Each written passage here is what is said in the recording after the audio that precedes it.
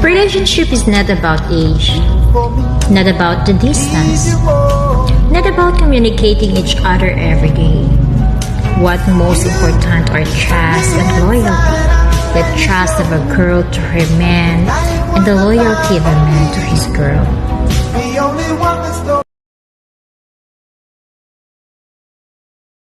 Hi, love. Thank you for always supporting me through my hard times.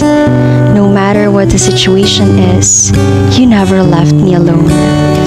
Thank you for being the best part of my happiness, for being there for me. My life would have been incomplete without you. Thank you for making my life exciting, and I'm forever grateful to God for sending you in my life. So take care, my love.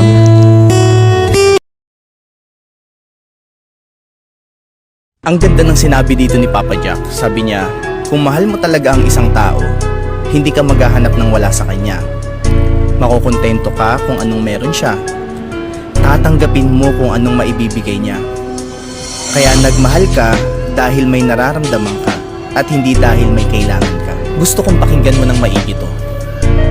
Kung totoong mahal ka ng isang tao, hinding-hindi yan maghahanap ng mga bagay na kulang sa'yo or yung mga bagay na wala ka. Kasi ang totoong pagmamahal, marunong makontento at tatanggapin ka ng buong buo. I don't need a love story that's flawless. I just need someone who can't imagine life without me, who respects the little things I do and feels grateful to have me in their life. It's not about grand gestures. It's about noticing when I'm quiet, holding my hand like they'll never let go, telling me they're proud of me even on ordinary days. Because real love is feeling valued, being cherished, and knowing you are enough, just as you are.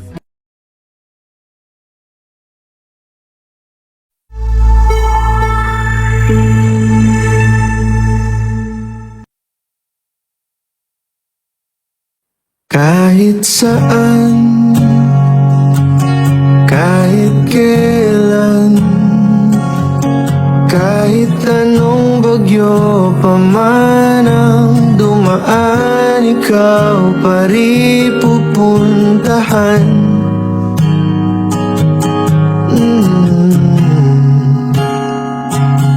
At kung ano man ang nararamdaman, asahan mong ako'y andito lang, di ako lalayo kailan pa man, kailan pa man. At kahit madalas na tayong di magkasunduan, ikaw pa rin ang uuwian. Mahal, ikaw ang uuwian. Baguhin man ng libo-libong buwan ang kulay ng kalangitan, pangako ko hindi kita iiwan. Pangako yan. At kahit